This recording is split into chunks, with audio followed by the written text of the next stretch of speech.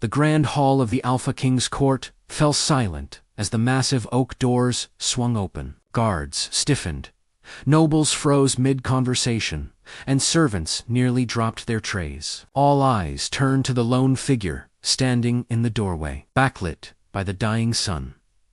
Lyra Blackthorn stepped forward, her boots making no sound on the polished marble floor. 5 years had passed since anyone in this court had seen Ara. 5 years since the Alpha King had sentenced his most trusted assassin to die in the Blood-Mist Mountains for her alleged treason. No one survived the Blood-Mist. No one.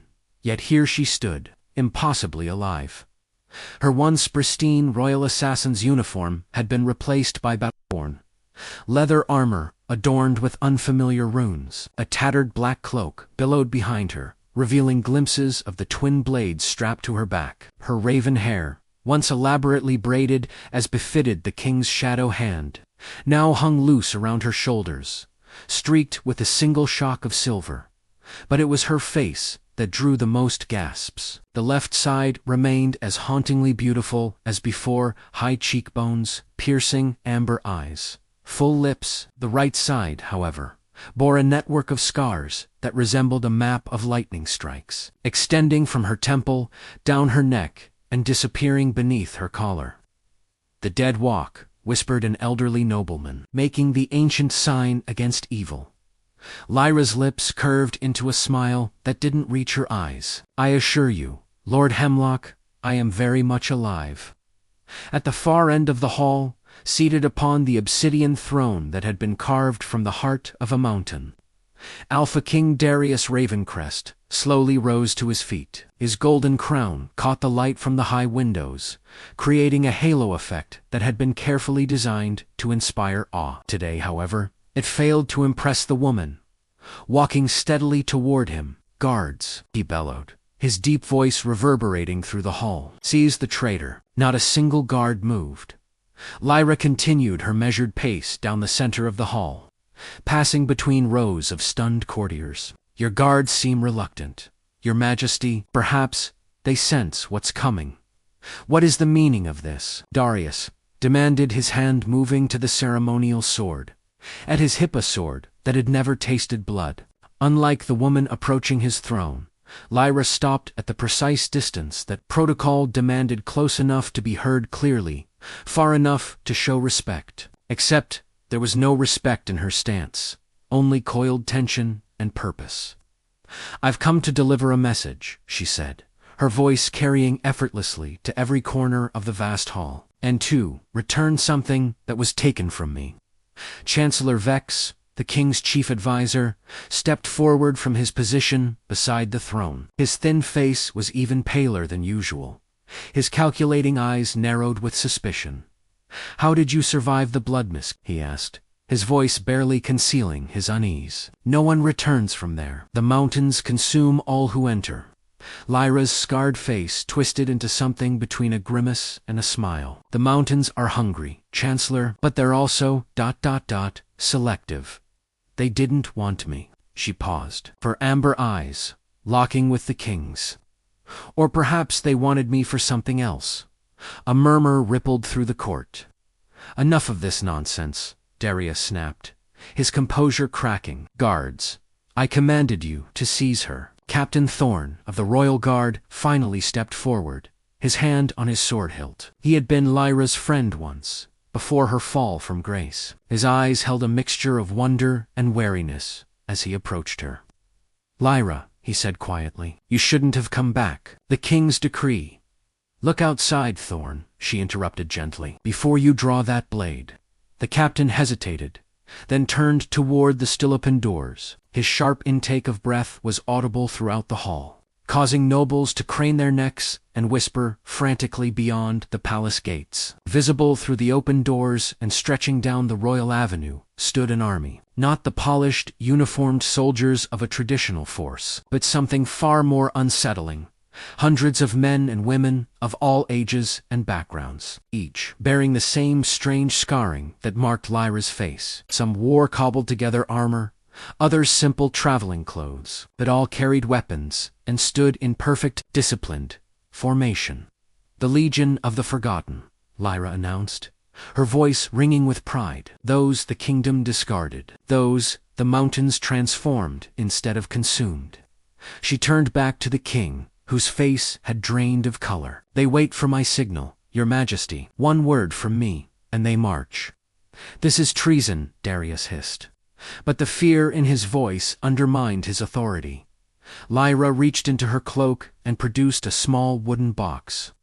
Weathered and simple, the court held its collective breath as she placed it on the steps leading to the throne. "Open it," she commanded, and for the first time in the kingdom's history, the Alpha King obeyed someone else's order.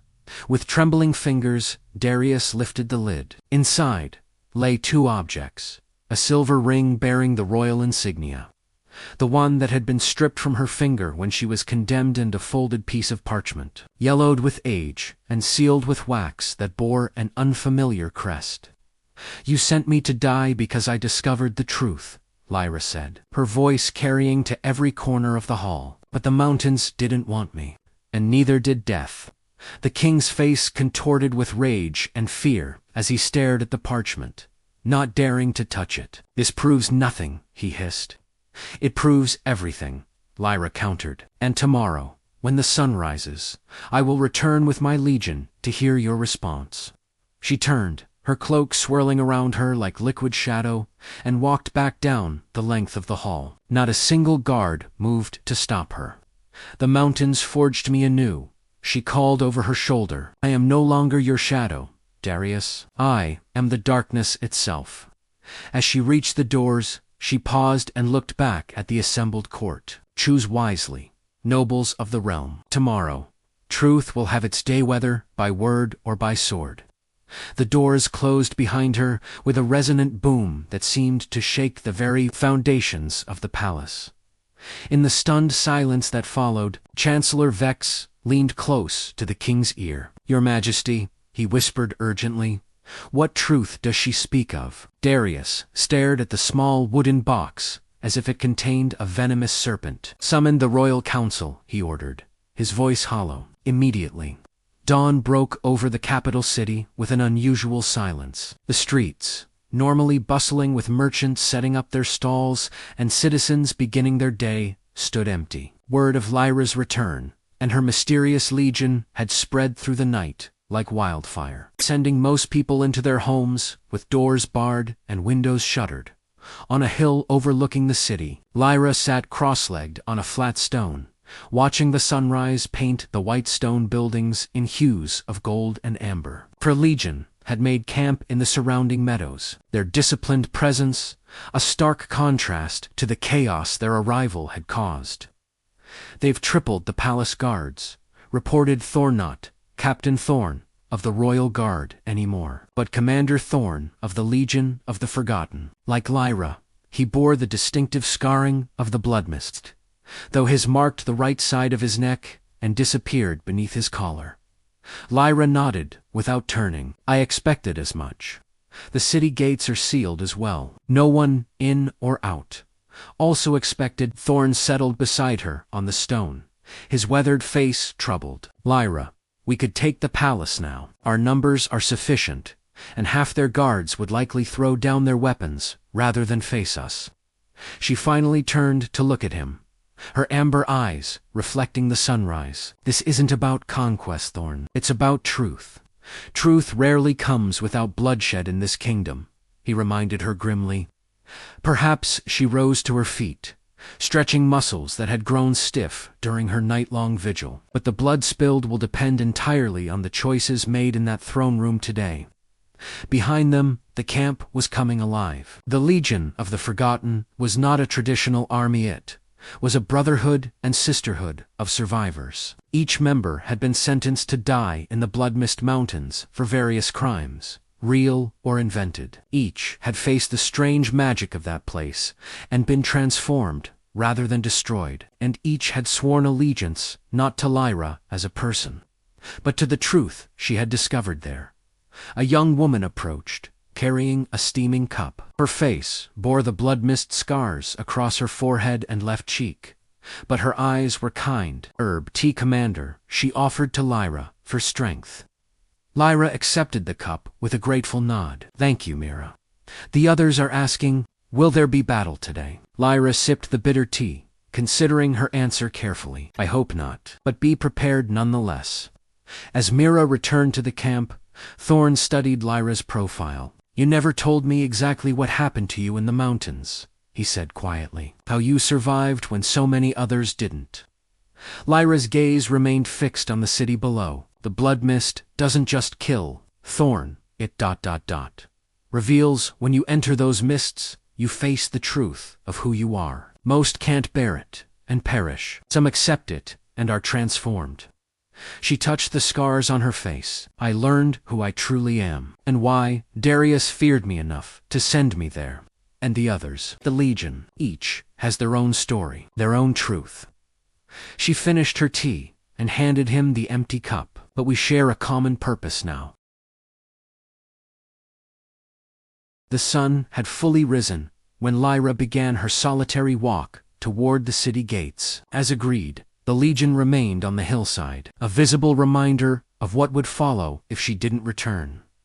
The massive iron gates of the capital stood closed, a dozen guards positioned along the battlements above. As Lyra approached, a single figure appeared atop the central gatehouse. Chancellor Vex, his thin frame draped in formal black robes. "Lyra Blackthorn," he called down, his reedy voice carrying on the morning air. "The king has agreed to hear you, but you must come alone and unarmed."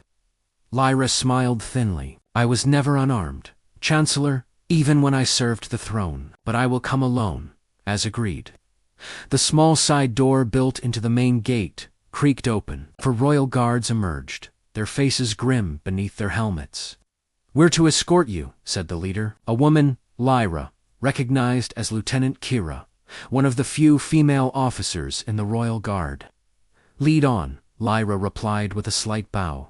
The walk through the empty streets was tense, citizens peering from behind curtains as the small procession passed. When they reached the palace, Lyra noted the increased security archers positioned on every balcony, guards at every entrance. The elite shadow guard, standing at attention in the main courtyard. The throne room, when they entered, was a stark contrast to the previous day. Gone were the crowds of nobles and courtiers. Instead, only the royal council was present, 12 men and women seated at a crescent-shaped table before the throne. King Darius sat rigidly, his crown firmly in place, his face a mask of controlled anger.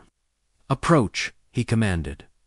Lyra walked forward until she stood before the council table. She recognized most of the faces: Lord Hemlock, the eldest noble in the realm; Lady Serena, the kingdom's chief diplomat; General Kane, commander of the royal armies, and others who held power and influence. All regarded her with varying degrees of suspicion and fear.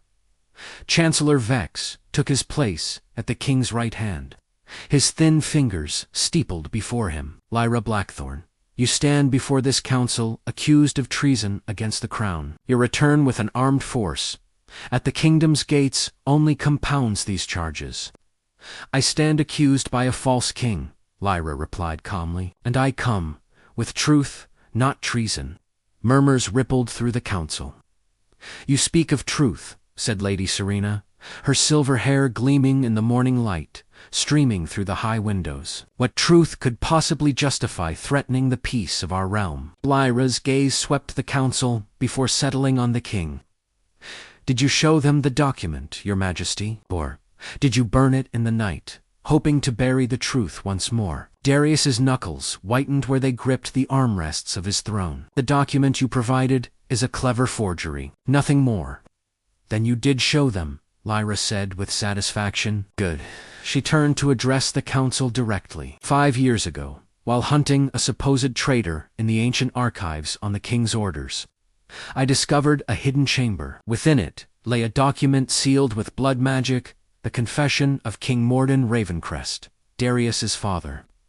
General Kane leaned forward, his weathered face troubled. "What confession?" "That he was not the rightful heir to the throne," Lyra stated flatly. "That 30 years ago, he murdered the true Alpha King, Alaric, and his queen, Alara, in what history records as a tragic fire. He then claimed the throne as the nearest male relative. The council chamber erupted in shocked exclamations. "Silence," roared Darius, rising to his feet. "These are lies and fabrications." "The document bears your father's blood seal," Lyra continued relentlessly. "It cannot be forged. And it reveals one more truth. The infant daughter of King Alaric and Queen Alaric did not perish in that fire. She was smuggled away by a loyal servant and hidden among orphans to protect her from Morden's knives." She reached up and slowly unwound the scarf that always covered her neck, revealing not only the red scars of the blood mist but also a small birthmark in the shape of the royal cresta mark, known to appear only in the true royal bloodline. "I never knew until I found that document," she said softly. "I was raised as an orphan, trained as an assassin, and served the man who murdered my parents." The council chamber fell into stunned silence. Lord Hemlock, his ancient hands trembling, was the first to speak. "The royal birthmark cannot be counterfeited," he said, his voice quavering. "I saw it on King Alaric's neck myself, many times." "This is absurd," Darius snarled. "She is a traitor and a liar. The document is a forgery, created to destabilize our kingdom." "Then submit it to the truth spell," challenged Lyra. "Let the royal mages examine both it and me. Blood cannot lie to blood magic." Chancellor Vex shifted uncomfortably. "Your Majesty, perhaps enough." Darius slammed his fist on the arm of his throne. "I will not dignify these accusations with such measures." Guards. The Shadow Guard moved forward, their black armor gleaming dully in the morning light. But before they could reach Lyra, the massive doors of the throne room burst open. Commander Thorne strode in, followed by a dozen members of the Legion of the Forgotten. Each bore the distinctive scars of the blood mist, and each moved with the fluid grace of a trained warrior. "The Legion grows impatient," Thorne announced, coming to stand beside Lyra. "They sent me to ensure their commander's safety." Darius's face contorted with rage. "This is an act of war." "No," Lyra countered. "This is an act of truth. The mountains didn't just spare me, Darius. They revealed me, every soul who dies, their faces the truth of who they are, before they're reborn or truly perish. I faced mine, and so did every member of my legion." She drew her sword not to attack, but to kneel, placing the blade at her feet. "I don't come for vengeance or to claim a throne through bloodshed. I come for justice and truth. The choice of what happens next belongs to this council and to the people of this kingdom." General Kane rose slowly from his seat, his weathered face grave. "I fought alongside King Alaric in the Northern Wars," he said, his voice heavy with memory. "I knew him well." His eyes studied Lyra intently. "There is something of him in your face, something I should have seen years ago." He turned to the king.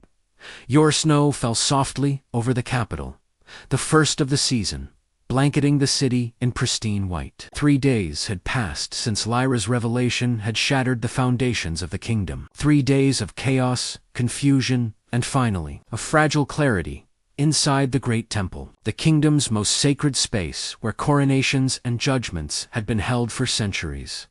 Hundreds of people gathered. Nobles, in their finest attire, stood shoulder to shoulder with merchants, craftspeople, and even farmers who had traveled from distant provinces. Members of the Legion of the Forgotten were interspersed throughout, their scarred faces no longer drawing fearful stares, but curious, respectful glances. At the center of the temple stood the Circle of Truth, an ancient ring of white stone embedded in the floor, said to have been placed there by the first Alpha King. Legend held that no falsehood could be spoken within its boundaries. Lyra Blackthorn stood at its edge, dressed not in armor or royal finery, but in a simple white tunic and black trousers. Her hair was braided simply, and she wore no weapons. The scars on her face caught the light from the hundreds of candles illuminating the temple. Beside her stood the members of the royal council, their faces solemn. Lord Hemlock, the eldest among them, stepped forward first, his ancient voice carrying surprisingly well through the hushed temple. 3 days ago, Our kingdom faced a truth long buried, he announced, through blood magic and the testimony of the ancient keepers. We have confirmed beyond doubt that Lyra Blackthorn is indeed the daughter of King Alaric and Queen Elara, rightful heir to the Alpha throne. Murmurs rippled through the assembled crowd.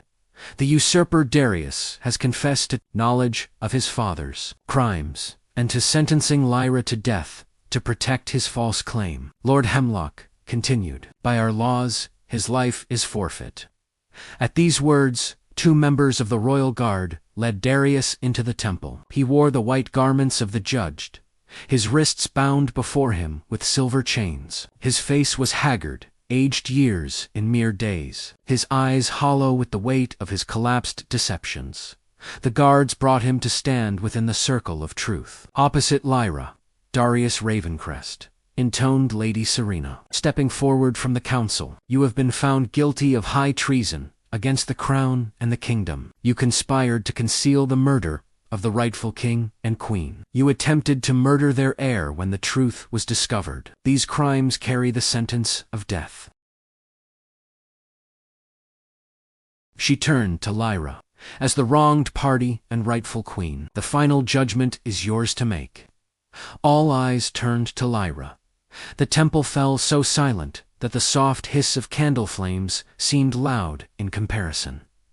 Lyra stepped into the circle of truth, facing the man who had once been her king, her commander, and ultimately, her would-be executioner. For a long moment, she simply studied his face, remembering the years she had served him faithfully, the missions she had completed in his name, the blood she had spilled, believing she served the rightful king. Look at me, she commanded quietly. Darius raised his eyes slowly, expecting to see hatred and vengeance, but finding instead a calm resolve that unsettled him more than rage would have. I spent 5 years in the Bloodmist Mountains, Lyra began, her voice carrying clearly through the temple. 5 years, learning what the mountains had to teach. Do you know what I discovered there, Darius? He remained silent, his jaw clenched. I discovered that death is easy, she continued. It's an ending. And this, she gestured around the temple, encompassing everyone present, is not a time for endings.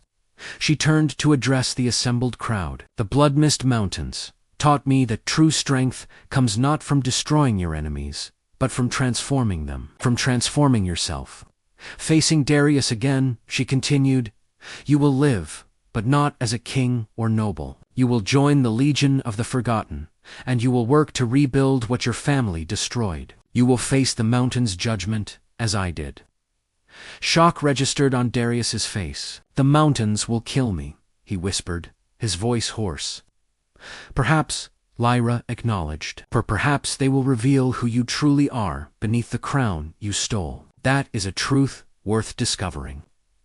She stepped back and addressed the council and the crowd. I was born a princess, raised an assassin, reborn a leader, but I will not be your queen.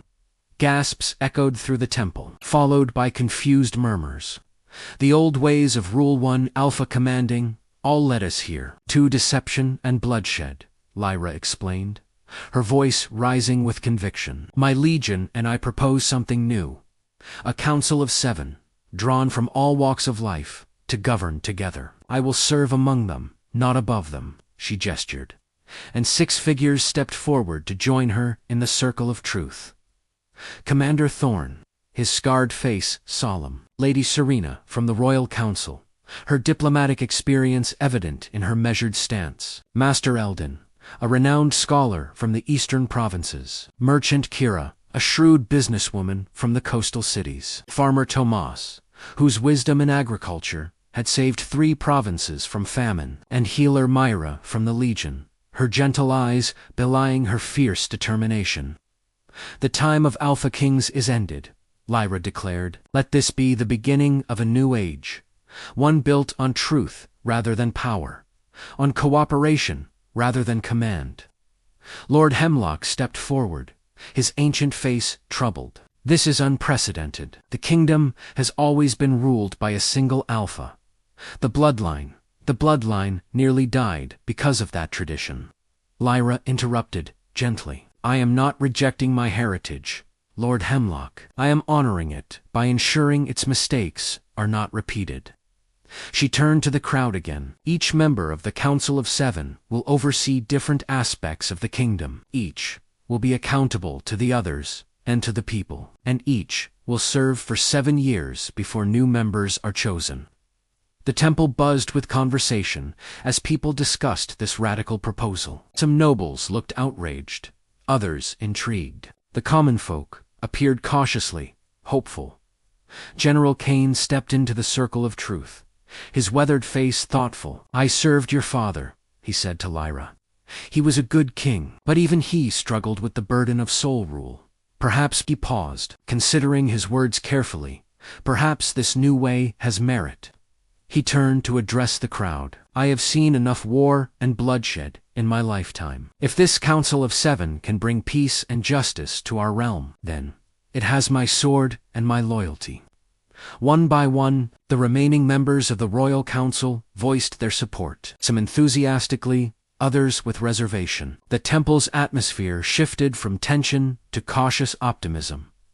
As the formal ceremony concluded, Lyra approached Darius, who remained standing in the circle of truth, his face a mask of conflicted emotions. "Why?" he asked quietly. "Why spare me when I would not have spared you?" Lyra studied him for a moment before answering. "Because killing you would make me like you, and the mountains taught me to be something else entirely." She nodded to the guards, who led Darius away. He would depart for the Blood-Mist Mountains at dawn, accompanied by members of the Legion who would guide him through the initial trials. As the temple slowly emptied, snow continued to fall outside, covering the city in a blanket of white nature itself, wiping the slate clean for what would come next. Later that evening, as celebrations began throughout the city, Lyra stood on the palace balcony watching her legion integrate with the citizens. Former enemies breaking bread together, outcasts being welcomed home, children playing in the snow without fear. Commander Thorne joined her, offering a cup of warm spiced wine. "Not exactly how I imagined this would end," he admitted. Leaning against the balcony railing, Lyra smiled, the scar on her cheek crinkling. "It hasn't ended. That's the point. The nobles won't accept this change easily," Thorne warned. "Some are already plotting, I'm sure." "Of course they are," Lyra agreed, sipping her wine. "Change is never simple or clean, but it's necessary." Below them, in the main courtyard, a group of children had built a snow sculpture. With innocent creativity, they had shaped it not into the traditional form of the Alpha King, but into 7 figures, standing in a circle, hands joined. "Look," Lyra said softly, pointing to the sculpture. "They understand already." Thorne followed her gaze and smiled. "Children often see truth more clearly than adults." "The council's first meeting is tomorrow," Lyra said, changing the subject. "We have much to discuss. Eastern border disputes, the southern drought, the mountain clans seeking alliance." "Always the strategist," Thorne chuckled. Even on a night of celebration, Lyra's expression grew serious. "The celebration is important, but so is the work ahead. The legion that followed me out of the mountains will now help build something new, something better." She looked out over the snow-covered city, her city, though she would never rule it, as her parents had. The white blanket seemed to glow under the rising moon, transforming the familiar landscape into something new and full of possibility. "The forgotten have been remembered," she said softly, "and that's just the beginning." In the distance, the silhouette of the Blood-Mist Mountains was just visible against the night sky. Tomorrow, Darius would begin his journey there, facing the same trials that had forged Lyra and her legion. Whether he would return, transformed or not, at all, remained to be seen. But that was tomorrow's concern. Tonight, for the first time in 5 years, perhaps for the first time in her life, Lyra Blackthorn felt something like peace. She raised her cup in a silent toast to the mountains that had broken her, revealed her, and ultimately remade her into something stronger than a princess or an assassin could ever be. The snow continued to fall, covering the old world and preparing the ground for the new one waiting to be built.